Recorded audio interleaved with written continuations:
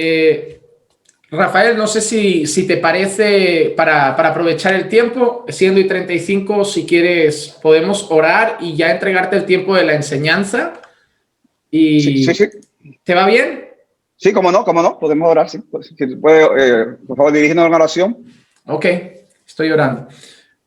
Padre, te damos gracias por la oportunidad que nos das en esta tarde de poder compartir la palabra con nuestros hermanos. Gracias, Señor, por la disposición del pastor Rafael Alcántara de poder dedicar un tiempo para edificar a hermanos a tanta distancia.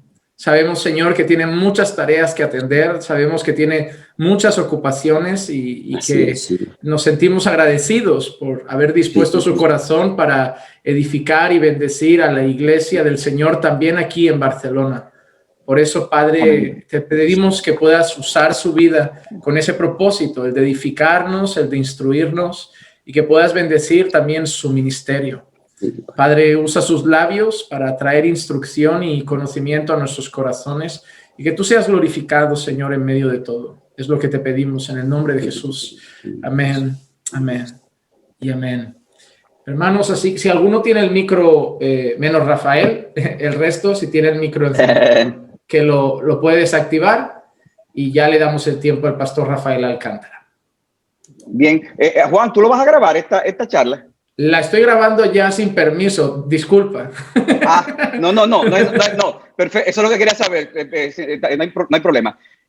Bien, hermanos, gracias por la oportunidad, hermano Juan Manuel, de verdad que es un placer.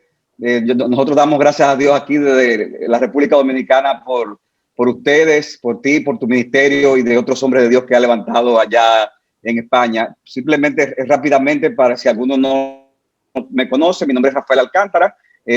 Hasta el año 2019 era uno de los pastores de Iglesia Bíblica del Señor Jesucristo y junto con el pastor Eduardo Saladín decidimos salir de la iglesia, no dividirnos, sino multiplicarnos, y como una hija de la iglesia nos reubicamos con un grupo de hermanos en otra parte de la misma ciudad de Santo Domingo y plantamos la Iglesia Bíblica Sola Gracia, que ahora a final de mayo cumplimos 2 años y el Señor nos ha bendecido grandemente, aún a pesar de las dificultades de estos meses con lo del coronavirus y eso, pero damos muchas gracias al Señor. Y simplemente para poner en contexto esto, estoy casado con mi esposa Glenis y tengo 2 hijas, Alicia y Joana. Aunque ustedes no lo crean, una tiene 20 años y la otra 17 años, o sea que me casé bastante joven. Bien, habiendo dado esto ya a manera de introducción, el tema que quiero compartir con ustedes es, como el hermano Juan Manuel ya ha avisado, es cómo descubrir a Cristo en el Antiguo Testamento. Yo quiero primero comenzar con un pequeño testimonio con respecto a este tema, para entonces poder entrar en materia con respecto al mismo. Yo, obviamente, desde que uno viene a los pies de Cristo, yo me convertí en el año 85, teniendo 12 años de edad, y uno siempre, ¿verdad?, estuvo pendiente con las cosas que le enseñaban a uno con respecto al tema de las profecías del Antiguo Testamento, cuando se cumplen en el Nuevo Testamento, y eso, o sea, que de alguna manera u otra, a uno le enseñaron, a mi contexto mío, la importancia que es la persona de Cristo, no solamente para la salvación, sino también para tú alimentarte cada día a través de la Biblia. Sin embargo, a la vez que uno recibió eso, hay muchas cosas que uno en el tiempo fue poco a poco aprendiendo. Yo tengo que confesar que, a pesar de que yo le dije que soy creyente desde hace ya muchos años y tengo siendo ya pastor, voy a cumplir 10 años ya pronto, a pesar de eso que le he mencionado, sin embargo, el tema de Cristo en el Antiguo Testamento, habían connotaciones de ese tema que yo, honestamente, yo no lo vi con toda claridad hasta que me expuse a ciertas cosas. Dicen que hay cosas que uno cree que sabe, hay cosas que uno, y si uno cree que la sabe, entonces uno no se siente animado tal vez a profundizar. La bendición es cuando uno comienza a darse cuenta de que no sabe algo, y entonces ahí comienza entonces uno a hurgar en ese tema, y a través de ciertos hermanos que me hablaron del tema de la teología bíblica, era algo que yo de alguna forma la había estudiado muy por arriba, siempre en el contexto de dar teología sistemática, pero nunca me había detenido a toda profundidad en el tema hasta que por ciertas circunstancias me comencé a exponer material y siento que en ese sentido para mí fue como una renovación, si se quiere. Siempre se ha explicado la diferencia entre la teología bíblica y la sistemática, es que la teología sistemática toma los temas de las escrituras y te lo presenta en un orden lógico. En la teología bíblica, ¿vale? Estoy diciendo lo más simple posibles, es los temas de la escritura, pero tomando en cuenta la historia de la redención. Y es en ese sentido que siempre se dice que es bueno que la teología sistemática esté basada en la teología bíblica, pero nunca me había tenido a toda profundidad con respecto a este tema y sobre todo con respecto a la persona de Cristo. Y es así como para mí ha sido maravilloso, quiero que sepan, el estudiar este tema. Yo me siento ahora mismo como si fuese un nuevo creyente leyendo muchas partes del Antiguo Testamento, porque viendo cosas que dice, wow, pero yo tengo más de 30 años en el Evangelio y es increíble como detalles aquí y allá yo no lo había percibido, y yo estoy ahora mismo, creo que decirles, emocionado con respecto a este tema. Entonces, yo lo que primero quiero ver con ustedes es brevemente el fundamento bíblico con respecto a este tema, para entonces ver algunas maneras prácticas de cómo ver a Cristo en el Antiguo Testamento. Y obviamente esto va a ser pautas bastante generales. Esto es un tema que yo lo di también como tesis doctoral y posiblemente hay una idea de ponerlo en forma de libro más adelante. Pero voy a tratar de ser en ese sentido lo más simple posible. Y yo pienso que lo primero que uno puede hacer para abordar este tema es ver cuáles son algunas de las afirmaciones generales que hay en el Nuevo Testamento con respecto a la centralidad de Cristo en el Antiguo Testamento. Ese para mí es como el primer, si queremos ver el fundamento bíblico, yo lo dividiría en tres partes. Primero, las afirmaciones generales que hay en el Nuevo Testamento con respecto a la centralidad de Cristo.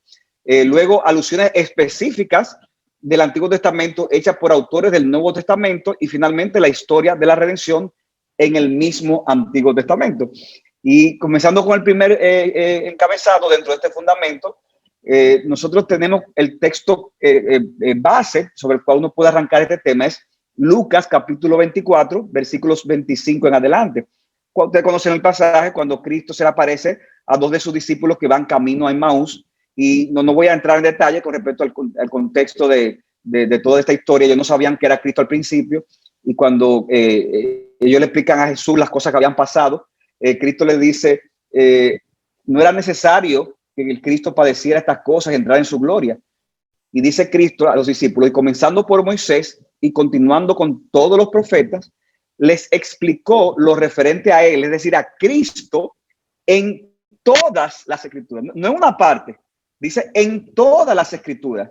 Y dijo, esto era lo que yo decía cuando estaba con vosotros, que era necesario que se cumpliera todo lo que sobre mí está escrito en la ley de Moisés, en los profetas y en los salmos, ¿verdad? Que eso era una forma de dividir en ese contexto todo el Antiguo Testamento. O sea que el mismo Cristo está diciendo aquí, el Antiguo Testamento es la persona mía, yo como persona soy central, soy esencial a través de todo el Antiguo Testamento.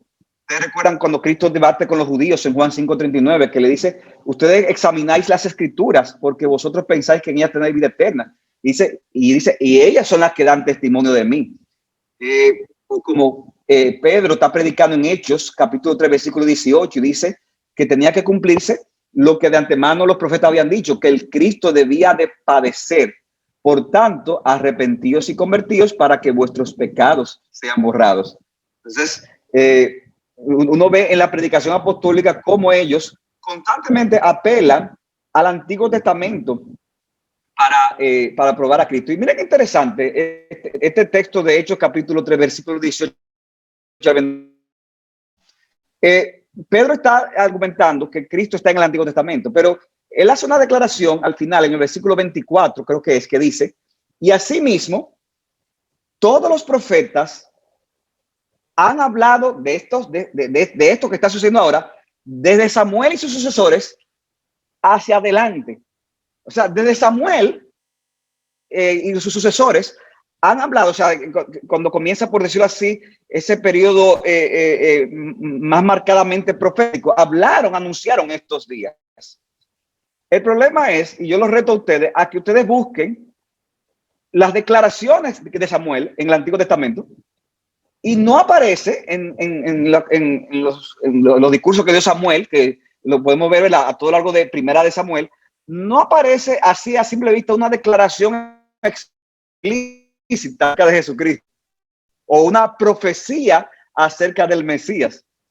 Sin embargo, aunque uno no lo pueda ver explícitamente, Pedro dice, esto que está pasando ahora fue anunciado por Samuel. Entonces, wow, increíble esa declaración. O sea que cuando yo voy a Samuel y cuando yo examino el ministerio de Samuel, yo tengo que aprender a ver a Cristo ahí, porque Pedro dice que Samuel habló de Cristo.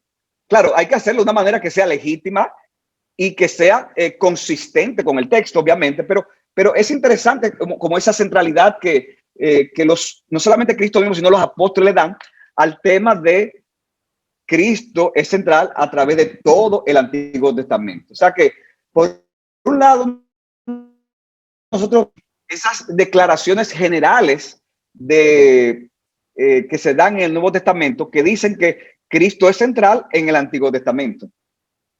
Pero también, por otro lado, nosotros podemos encontrar que hay alusiones específicas de citas del Antiguo Testamento que cuando son citadas por autores del Nuevo Testamento, ellos lo aplican a la persona de Jesucristo. O sea, citas del Antiguo Testamento que si usted lo lee y si usted no tuviera el Nuevo Testamento en sus manos, usted no tuviera la idea tal vez de que eso tuviera alguna referencia a nuestro Señor. Pero sabemos que la tiene. ¿Por qué? Porque cuando es citado en el Nuevo Testamento, se aplican a la persona de Cristo. Y un texto clásico es el texto de Oseas capítulo 11, versículo 1.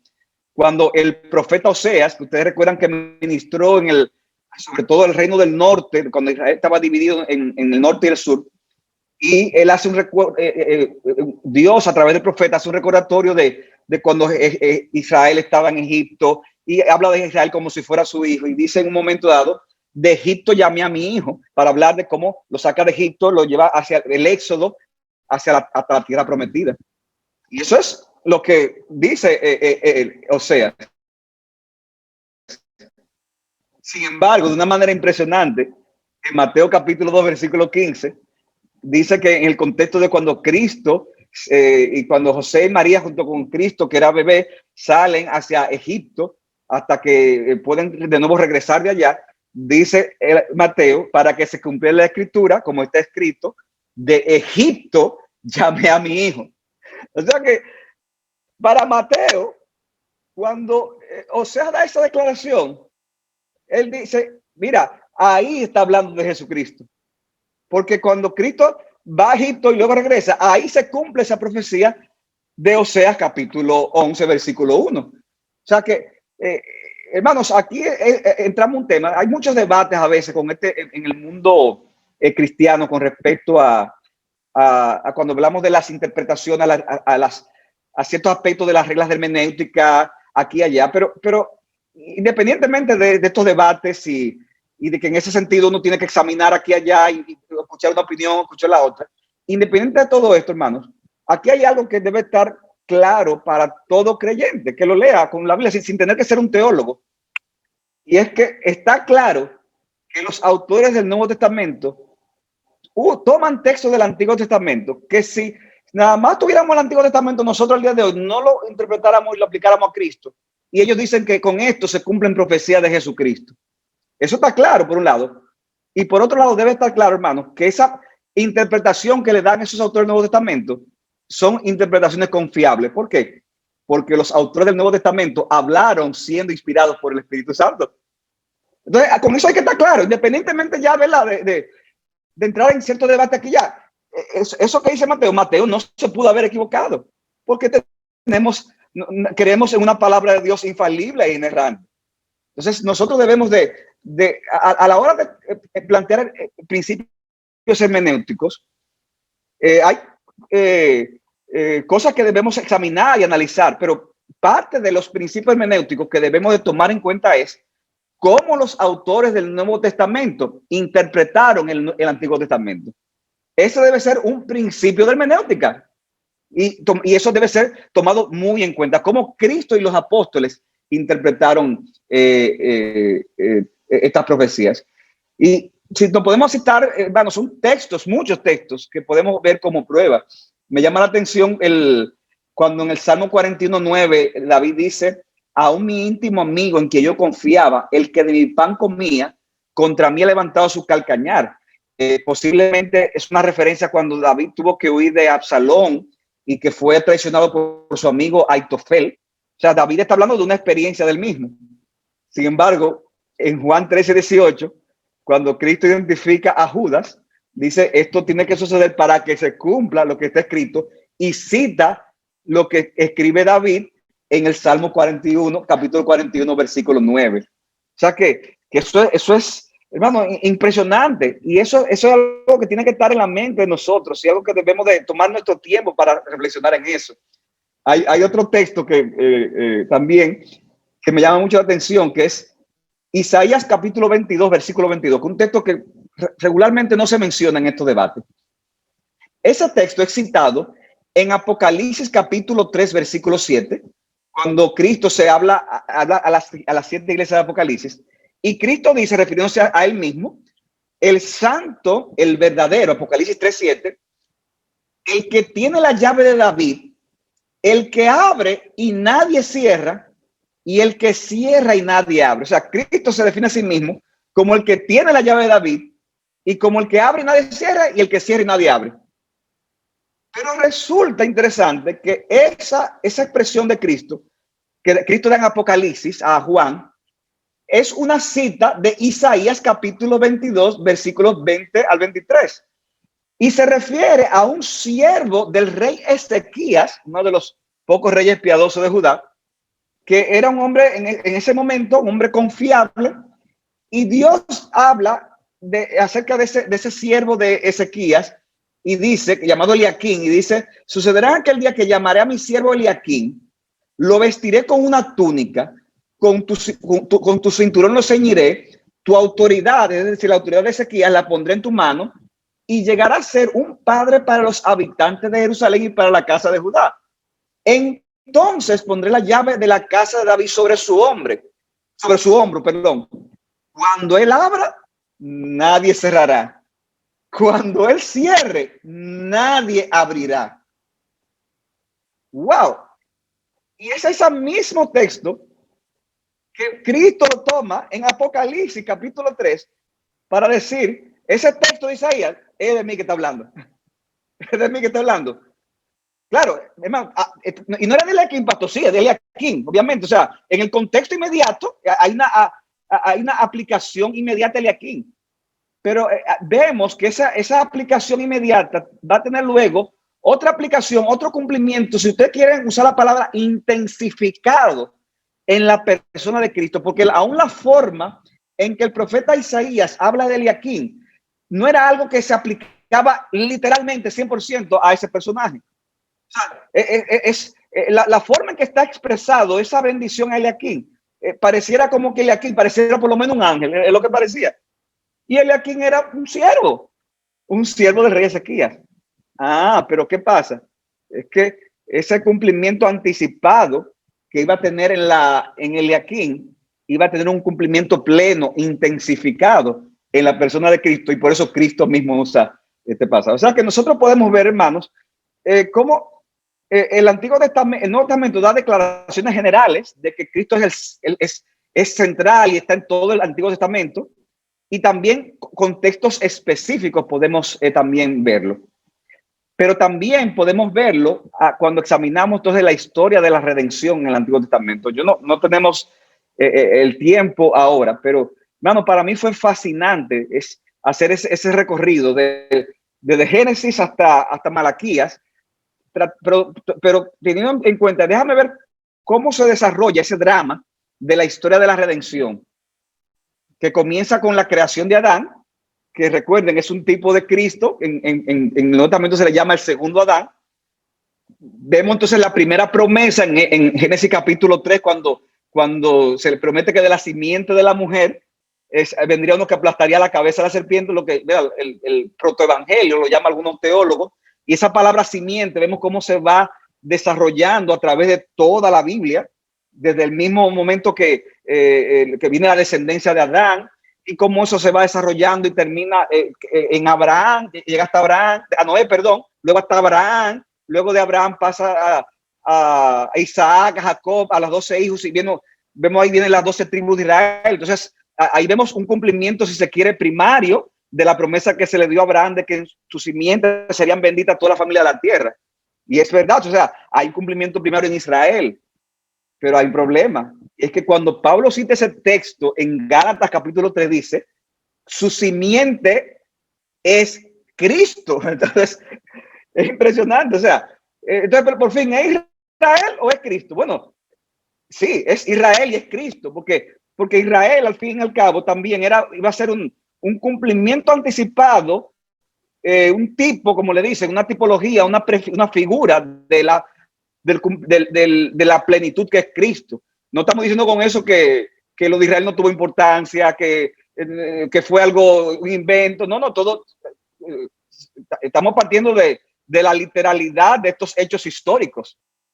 Pero ¿qué estamos diciendo? Estos hechos históricos apuntan a lo más importante que es de la historia de la redención, que es el clima que llega en la persona de Cristo. O sea que esto es importante, establecer el fundamento, porque entonces una vez se presenta el fundamento, entonces ya eso ayuda a cómo identificar a Cristo en el Antiguo Testamento. Yo recuerdo cuando yo di esta clase, muchos estudiantes estaban desesperados porque, profesor, pero enséñanos de una vez cómo identificar a Cristo. Yo les decía que para enseñarles cómo ver a Cristo, ustedes tienen que tener primero esa convicción clara de que sí, de que Cristo es central en el Antiguo Testamento, de que Cristo está en todo el Antiguo Testamento, ya sea directa o indirectamente. O sea, si no hay esa convicción, no hacemos nada con comenzar a hacer fórmula aquí y allá.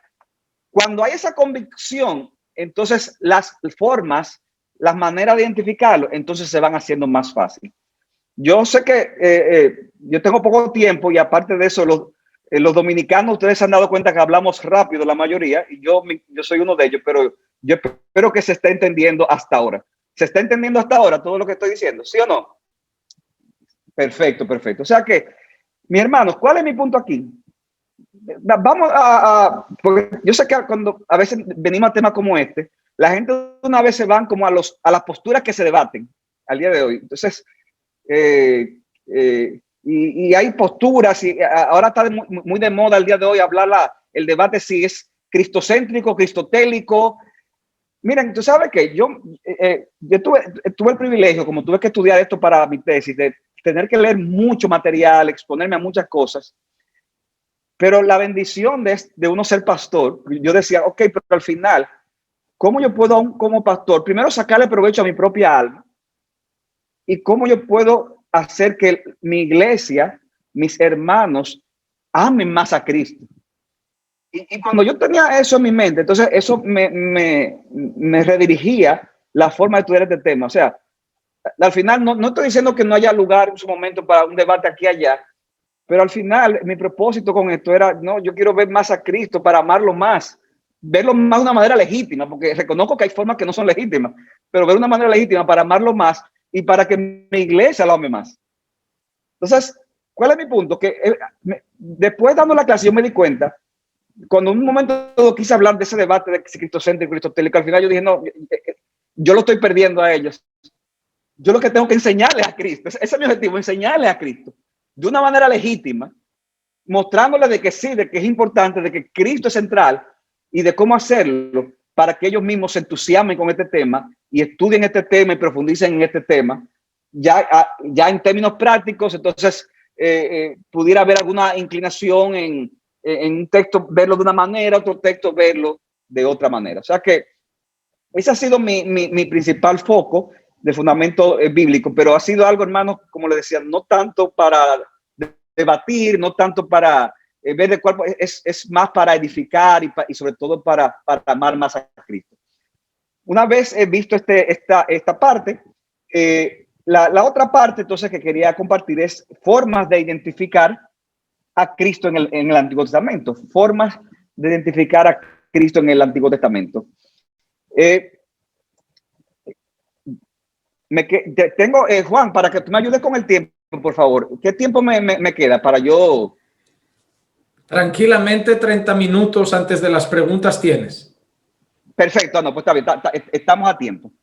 Bien, entonces, entrando a este punto de lo que son las formas de identificar a Cristo en el Antiguo Testamento, como decía mis hermanos, para entrar a las formas, tienes que tener primero la convicción de que sí, de que Cristo es central en el Antiguo Testamento, de que yo debo de aprender a ver a Cristo en el Antiguo Testamento, pero debo de aprender a verlo, y aquí está el balance, sin violentar el pasaje, sin forzar el pasaje. O sea, hay formas de llegar a Cristo correctamente, hay formas que no son correctas.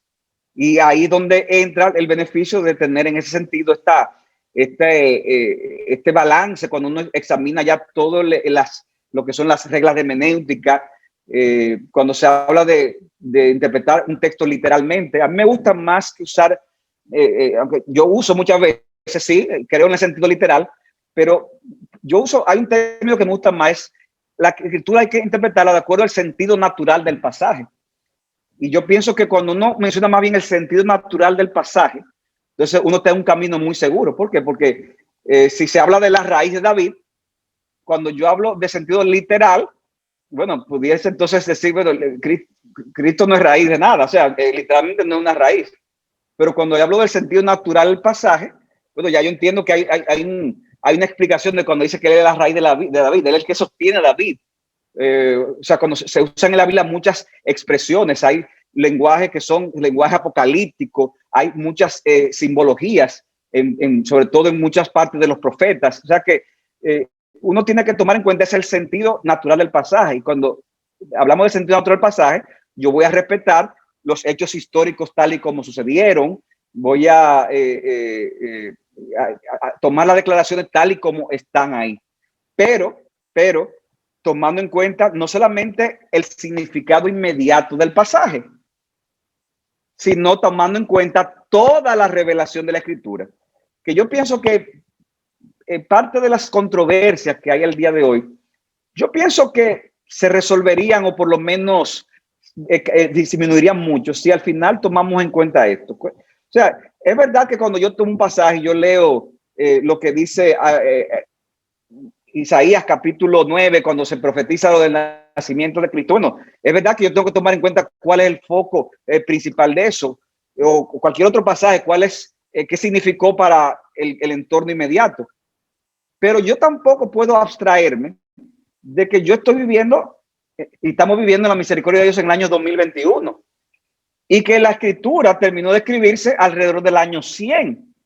Y en ese sentido tenemos un canon completo, compuesto por los libros de la Biblia que comienzan en Génesis y terminan en Apocalipsis. Y yo debo tomar en cuenta eso de que nosotros tenemos al día de hoy toda la revelación bíblica.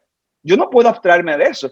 Y es en ese sentido que yo puedo interpretar mejor muchas cosas. O sea, imagínense una persona estudiando el fenómeno de la Segunda Guerra Mundial, pero que lo está estudiando todavía en el año 1943 o 1944. ¿Cuál va a ser el problema de ese estudio? Va a ser un estudio, ¿verdad? Si la persona es honesta, va a tratar de hacerlo de una manera correcta, pero al final el estudio va a estar ¿cómo? Va a estar limitado. ¿Por qué? Porque todavía esa persona no sabe cómo eso va a terminar. Cuando una vez termina la guerra mundial y fruto de eso ocurren consecuencias que aún la estamos viendo al día de hoy, entonces para nosotros, tantos años después, es más fácil analizar lo que fue ese evento histórico de la Segunda Guerra Mundial. ¿Por qué? Porque ya nosotros podemos mirar hacia atrás, hacia algo que se desarrolló, que comenzó, se desarrolló y terminó. Entonces yo tengo que tomar en cuenta eso. Cuando los profetas hablaron, muchas veces ellos no hablaron de cosas que sucedieron, hablaron de cosas que estaban sucediendo o de cosas que iban a suceder. Pero nosotros, hermanos, examinamos la escritura con respecto a cosas que ya sucedieron, salvo aquellas cosas que tienen que ver ya con la segunda venida de Cristo. Entonces, eso es una ventaja. Yo tengo que tomar en cuenta todo el contexto de la Biblia y por eso es que es verdad que si yo veo una declaración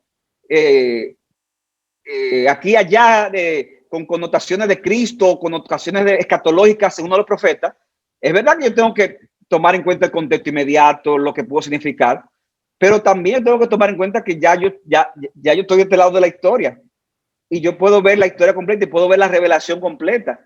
Y en ese sentido, lo que diga Mateo, lo que diga Pablo, lo que diga Pedro, lo que diga Juan en Apocalipsis, me va a dar luz para yo entender mejor lo que me quiso decir Isaías o lo que me quiso decir Ezequiel, porque al final es una revelación progresiva. Es una revelación progresiva y eso hay que tomar eso en cuenta, hermano. De verdad, yo no le veo en eso por qué discutir, de verdad, para mí es algo que es muy obvio. Cuando entonces tomamos en cuenta estas cosas y vamos al tema de cómo identificar a Cristo, hay aspectos que son más fáciles y hay otros que son más sutiles.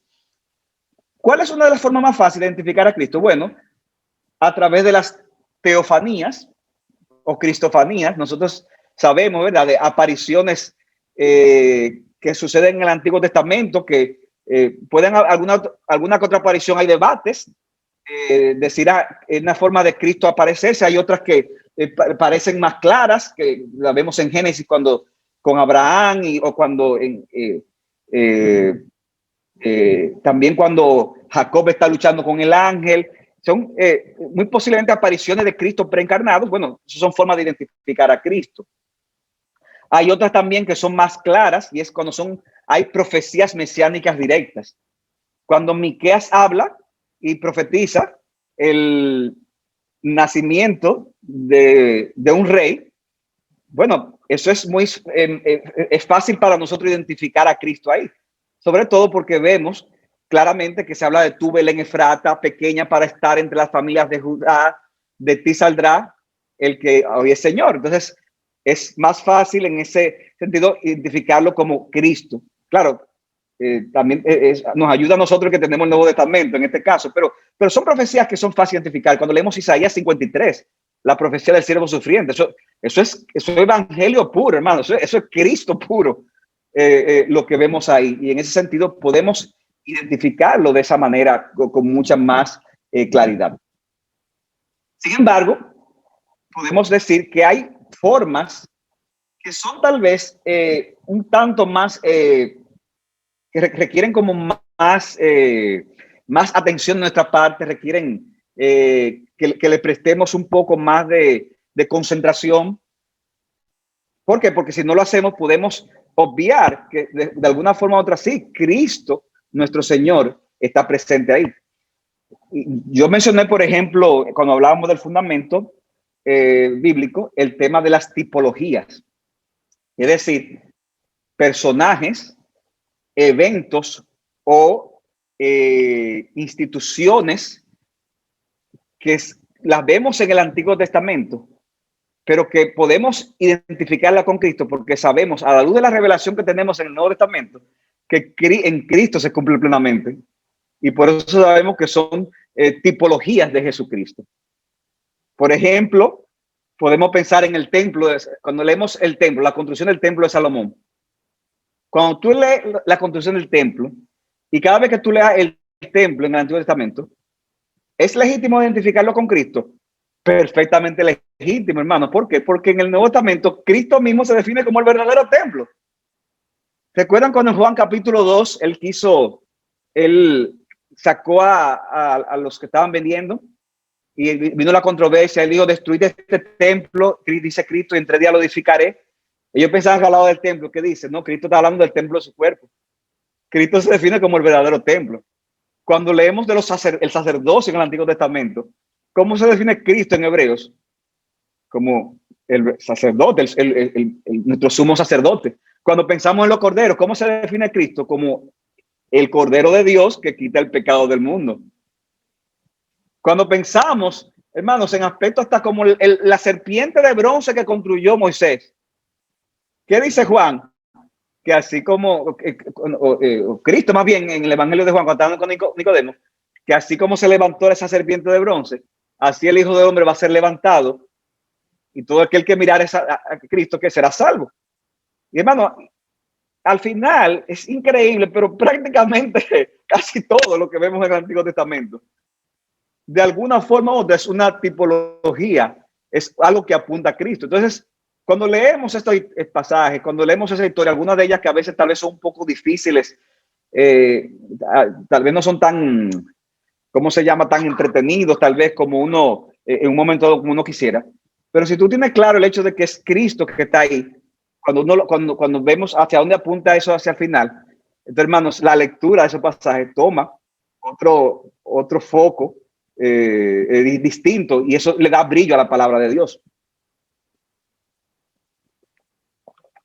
Lo mismo podemos ver de muchos personajes de la Biblia, ¿verdad? Mencionábamos a Adán, mencionábamos a Noé, mencionábamos a Abraham. O sea, son personajes que están conectados con Cristo. Cuando vemos el evento de cuando Abraham quiso sacrificar a su hijo Isaac. Bueno, miren qué interesante. Cuando Abraham iba a sacrificar a Isaac, ¿qué fue lo que sucedió al final? Que, bueno, dice Hebreos que Abraham decía, yo no entiendo esto de que yo voy a sacrificar a mi hijo, pero parece que Dios lo va a resucitar entre los muertos. Hermanos, uno lee eso así rápido, o sea, y dice el otro Hebreo, donde en cierta forma lo volvió a recibir, o sea, en cierta forma fue como si lo hubiera resucitado, o sea, lo iba a sacrificar y regresó con vida. Hermanos, ¿qué fue lo que pasó con Cristo? Que fue literalmente sacrificado, pero volvió a la vida. De modo que eso que pasó en ese monte, lo que pasó ahí, hermanos, fue una figura ¿de qué? De la obra de Cristo en la cruz del Calvario, de la muerte de Cristo, pero también de la resurrección. Entonces, miren qué interesante, porque ahí está esa figura, pero hay contrastes. Al final, no era necesario sacrificar a Isaac. ¿Por qué? ¿Qué hizo Dios? Dios le proveyó animales ahí. Entonces, al final, Isaac no fue literalmente sacrificado, fueron sacrificados los animales, porque esos animales apuntan al verdadero sacrificio que es Cristo. Ahora, hermano, miren qué interesante. Yo no sé si ustedes habían pensado en este. A mí me sorprendió de verdad cuando yo hice la conexión. ¿En qué monte era que Abraham iba a sacrificar a Isaac? En el monte Moriah. ¿Así era que se llamaba? Resulta, hermano, ¿ustedes recuerdan cuando David, al final de su reino, mandó a censar el pueblo? Y Dios se enojó con David y se enojó con el pueblo y vino la peste por 3 días que David eligió. Y dice la escritura que un ángel con la espada desenvainada iba a destruir Jerusalén y ahí mismo David se puso, dijo, pero mátame a mí, no este pueblo. Y dice que ahí mismo el ángel se paró. Pareció una película de terror, lo único que era de verdad. Miren, hermanos, al final Dios no aceptó a David como mediador, porque David no reunía los requisitos. Al final, Dios proveyó corderos. Ahora, ¿ustedes saben dónde fue que se paró ese ángel? Se paró en la era, dice, de Arauna Jebuseo. Y ustedes saben, hermanos, ¿cuál era la era de Arauna Jebuseo? ¿Cuál era? El monte de Moriah. Era el mismo monte donde Abraham iba a sacrificar a Isaac. ¿Y cómo lo sabemos? Porque más adelante dice David que como Dios aceptó el sacrificio en ese monte, le dijo a Salomón, mira, aquí es que se va a construir el templo. Y en Segunda de Crónicas dice, el templo se construyó en el monte Moriah, el mismo donde Abraham iba a sacrificar a Isaac. O sea que en ese monte se construyó, hermano, ¿qué? El templo, donde se iban a ofrecer los sacrificios que iban a ser recibidos por Dios. ¿Y qué es Cristo en el Nuevo Testamento? El verdadero templo. O sea que ahora tenemos que Cristo es el verdadero Isaac, el verdadero animal, pero también el verdadero templo. Y por causa de la obra de Cristo, el pueblo no va a ser destruido. Y es, hermano, eso que pasó físicamente, entonces tiene un cumplimiento pleno, un cumplimiento espiritual, pero un cumplimiento más intensificado. Aquí vemos, hermanos, el evangelio de Cristo. De modo que cuando usted lea a David el censo, hay gente que lo lee y lo que más le llama la atención es cuando dice David, yo no me regale ese terreno, Arauna, porque yo no le voy a ofrecer al Señor sacrificio que no me cueste nada. Eso está bien, eso de David. Pero hermano, el centro no es eso. El centro es, hermanos, ese terreno donde David ofreció sacrificio, porque ahí era que iba a estar el templo. Y Cristo en el nuevo pacto se presenta como el verdadero templo que se sacrificó por nosotros para morir por nuestro pecado. Entonces, todos estos temas están conectados con Cristo. Hermano, yo me emociono, de verdad, yo de hecho he hablado de esto yo no sé cuántas veces y yo me emociono. Y yo estoy emocionado y no quiero que el tiempo no me traicione. Pero miren este otro ejemplo. Yo recuerdo que yo muchas veces leía el tema de los Reyes y Crónicas. ¿Cómo termina Segundo de Crónicas? Segundo de Crónicas termina hablando de cómo finalmente vino el juicio sobre Judá a través de los caldeos, de cuando finalmente destruyeron Judá. Vemos cómo Joacim es quitado del trono, luego es puesto un rey que se llama Joaquín, que duró como apenas 3 meses, y luego vino el rey Sedequías, que con él le fue peor porque con Sedequías fue que él se resistió y vemos cuando finalmente entraron cómo degollaron a los hijos de él y a él le sacaron los ojos y lo llevaron también cautivo a Babilonia. Y bueno, ya no conocen la historia, el contexto, no escucharon la palabra de Dios, todo eso. Sin embargo, hermanos, a mí me llama la atención cuando uno leyendo el texto de, no, Segundo de Crónicas, no, perdón, Segundo de Reyes al final. El Segundo de Reyes concluye diciendo, después que ya Sedequías ha llevado cautivo, ya Jerusalén es destruida, dice Segundo de Reyes 25-27, en el año 37 del cautiverio de Joaquín, ¿cuál Joaquín?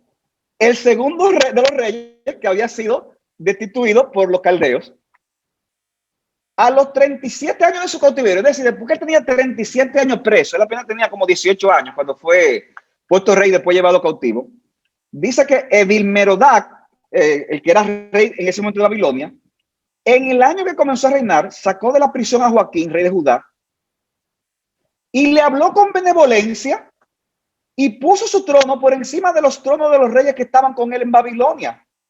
Y le cambió sus vestidos de prisión y comió siempre en la presencia del rey todos los días de su vida.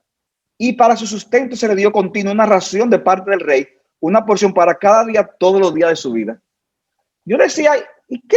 Está bien, qué bueno que le pasó a San Joaquín, pero ¿qué importancia tiene esto con todo lo malo que había pasado? Wow, hermano, cuando yo entendí el tema de la historia de la redención, fue que yo entendí que lo importante, que eso está ahí por causa de Cristo. Por causa de Cristo. ¿Por qué? Porque al final Dios había dado promesas en el Antiguo Testamento de que de la línea mesiánica, de la línea davídica de los reyes, iba a venir ¿quién? El verdadero rey, que es Cristo. Pero ¿qué podía pensar un judío cuando vio lo que le pasó a Joacim, y finalmente a Sedequías? ¿Que la promesa qué? La promesa se perdió. Ya no hay promesa. Ya la línea davídica, o sea, decir que de un descendiente de David iba a venir rey, ya no, ya eso se eliminó. Mira lo que hicieron con Sedequías. Pero de repente sale 37 años después de eso, lo que Dios hizo con Joaquín. Resulta, hermano, que cuando tú vas a Mateo capítulo 1, Joaquín aparece en la genealogía de Jesucristo. ¡Wow! O sea, en otras palabras, ¿qué es lo que está haciendo el autor de Reyes? Está diciendo, mira, es verdad que todo esto fue destruido por causa de la desobediencia, pero cuidado, ojo, la promesa nunca sigue inquebrantable. La promesa se va a cumplir. Y eso que se hizo con Joaquín es como una figura de que no, el reino davídico va a seguir. Y va a seguir. Y este Joaquín, al final, es una figura de Cristo. O sea, Joaquín, de estar preso 37 años, fue sacado de la cárcel, se le habló de una manera consoladora, se le puso su trono por encima de los demás tronos que había, se le dio de la ración del rey, se le vistió y se le dio sustento todos los días. Como una forma de decir, mira, esto es lo que yo voy a hacer cuando venga el reino mesiánico, el del verdadero Joaquín, lo único que de una manera mucho más completa, mucho más intensificada. O sea, cuando usted lee ese texto de Joaquín, usted tiene que pensar en Jesucristo. Y hermanos, así seguimos texto tras texto. O sea que uno ve el tema de las tipologías.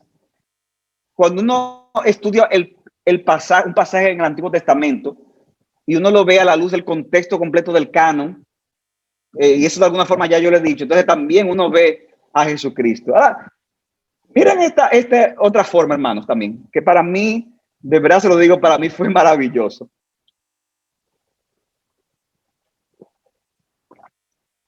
Una forma de ver a Cristo en el Antiguo Testamento es cuando uno lee aspectos de la humanidad caída en un pasaje y cómo él mismo se contrasta con la perfección de Jesucristo. Repito, cuando uno lee descripciones de la humanidad en el Antiguo Testamento, sobre todo de la humanidad caída, y entonces tú lo contrastas y encuentras su plena realización en Cristo.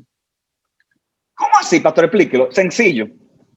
Hermanos, ¿qué dice el Salmo capítulo 8? El Salmo capítulo 8 es un salmo famoso porque habla de la creación. Y dice el salmista, los cielos cuentan la gloria de Dios, ¿verdad? Y el firmamento anuncia la obra de sus manos. Y el salmista está maravillado pensando en la creación. Y dice el salmista, y cuando veo los cielos, obra de tus dedos, la luna y las estrellas que tú formaste, digo, es el hombre para que tengas de él memoria y el hijo del hombre para que lo visites. Le has hecho un poco menor a los ángeles, le has coronado de gloria y majestad, todo lo has puesto bajo sus pies.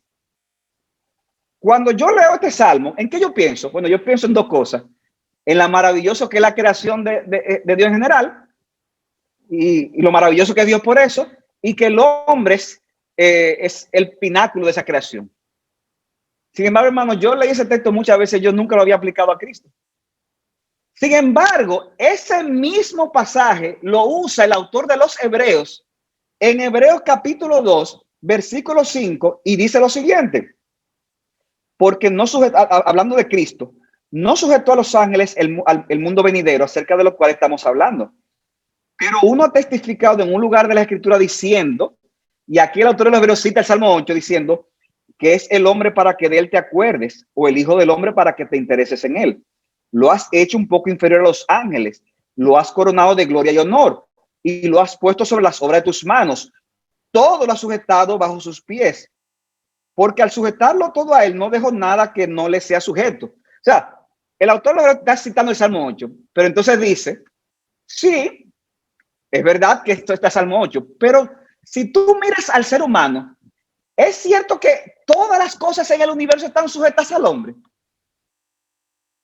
No, o sea, aunque es verdad que Dios ha dado al hombre la capacidad de juzgar la tierra, al final no todo está 100% sujeto al hombre. Pero, dice él, y por eso dice, pero ahora no vemos, aunque todas las cosas estén sujetas al hombre.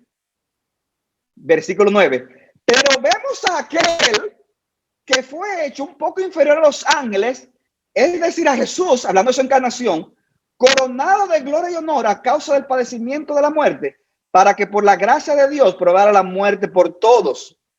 En otras palabras, ¿qué está diciendo? Aunque en el Salmo 8 se habla de la creación y se habla del hombre, que todo lo sujetó a los pies, pero hay un sentido en que eso no se cumple 100% en el hombre, porque no todas las cosas están sujetas al hombre. Pero en Cristo todas las cosas están sujetas, en Cristo en su encarnación. De modo, hermano, que cuando vamos al Salmo 8, es importante ver la creación, es importante ver la maravilla de Dios, es importante ver al hombre, pero también tú debes de ver a Jesucristo, porque el Salmo 8 habla de Jesucristo. Entonces, hermano, cuando tú tomas en cuenta estos principios que he dado, porque ejemplos son miles, cientos, pero cuando tú tomas en cuenta las profecías directas, cuando tú tomas en cuenta las tipologías, cuando tú tomas en cuenta lo que decía del contexto completo del pasaje que estamos estudiando, cuando tú tomas en cuenta esto que estoy diciendo ahora, descripciones que se hace del hombre, o sobre todo en su contexto caído, y se compara con lo que es la persona de Cristo. Entonces, hermanos, tú tienes todo el derecho, por decirlo así, porque es el patrón que te ha dejado la Escritura, es lo que nos enseñan Cristo y los apóstoles, de tú conectar todas esas cosas con la persona de Cristo. Sea que tú uses el término cristocéntrico o sea que tú uses el término cristotélico. Para mí el término es lo menos importante. Lo importante es que tú aprendas a ver a Cristo en toda la Biblia y que lo aprendas a ver de una forma que respetes el significado primario del pasaje, por un lado, pero también que termines en la persona de Cristo, porque al final toda la Escritura habla de Jesucristo. Toda la Escritura habla de él. O sea que yo pienso, hermano, que con esto es lo que he querido probar en mi punto.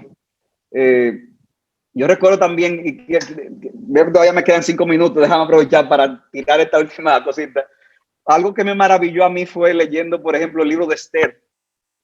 Cuando uno lee el libro de Esther ni siquiera se menciona el nombre de Dios, Y la única forma en que yo hacía alguna conexión con Cristo era con Esther. ¿Recuerdan cuando Mardoqueo va a hablar con Esther para decirle, mira, tú tienes que interceder porque si no, vamos a ser destruidos? Y Esther dice, bueno, está bien, ayunen por esto y yo voy a hablar y si perezco, que perezca. Y en cierta forma, hermanos, sí, yo puedo ver ahí de alguna forma el ejemplo de Esther como lo que Cristo también intercede por nosotros. Sin embargo, hermanos, hay una persona que es fundamental y esencial en el libro de Esther y es Mardoqueo. Es el tío de Esther. Aunque el libro se llama Esther, pero Mardoqueo es crítico, es esencial. Aparece en casi todos los capítulos del libro. Y hermano, lea el libro de Esther y piense en Mardoqueo y piense en la persona de Cristo. Usted se va a sorprender de ver las conexiones aquí y allá. ¿Y cómo termina el libro de Esther? Exaltando a la persona de Esther. No, el libro de Esther termina exaltando a Mardoqueo. Y por eso termina el libro de Esther diciendo, en Esther capítulo 10, dice que el rey Asuero impuso tributo en la tierra, y dice el versículo 2, y todos los actos de su autoridad y poder, y todo el rato de Mardoqueo con el que el rey lo engrandeció, no están escritos en las crónicas de los reyes de Media y de Persia, porque, y este es el versículo que quería mencionar, Esther 10:13, el último versículo, el judío Mardoqueo era el segundo después del rey Asuero, grande entre los judíos y estimado por la multitud de sus hermanos, el cual buscó el bien de su pueblo y procuró el bienestar de toda su gente. Hermano, ¿por qué al final el pueblo no fue destruido? Por Mardoqueo. Por Mardoqueo. ¿Y qué está diciendo el libro de Esther? Y este hombre fue grande, tuvo características de rey. Le pasó como a Joaquín. Y dice que era grande, era el segundo después del rey Asuero. Y siempre procuró que el bienestar de su gente. Y hermanos, ¿quién es Cristo? Cristo es nuestro mejor Mardoqueo. ¿Por qué? Porque también Cristo nos salvó de la destrucción. Y Cristo siempre procuró el bienestar y procura el bienestar de nosotros de una manera mucho más perfecta, mucho más completa, mucho más permanente que lo pudo hacer Mardoqueo. Y así, hermanos, podemos encontrar muchos otros pasajes aquí y allá donde podemos ver y gloriar y sorprendernos, hermanos, de cómo toda la escritura habla de la persona de Cristo. En estos días estaba yo leyendo Oseas, el libro de Oseas, y a mí me sorprendió cómo se dan los juicios contra Israel y se le habla del castigo. Sin embargo, dice en Oseas 6:1, de repente hay un giro, como es muy típico en los profetas, y dice el profeta, ven, volvamos al Señor, porque Él nos ha desgarrado, pero nos sanará, nos ha herido, pero nos vendará, nos dará vida después de 2 días, al tercer día nos levantará. Hermanos, ¿Cristo cuándo fue levantado? Al tercer día. Al tercer día. Pero pastor, ahí está hablando de Israel, sí, pero el mismo libro de Oseas, cuando habla de Egipto, llame a mi hijo, Mateo nos dice que Oseas es un tipo de qué, que Israel es un tipo de qué, de nuestro Señor Jesucristo. O sea que, hermano, yo le dejo esto como aperitivo para que ustedes sean no solamente mejores estudiosos de la palabra, sino que aprendan más de Cristo y se enamoren más de Él. Con esto, hermano, doy por terminado entonces el tiempo mío de este estudio que quería compartirles. Como yo sé que tú...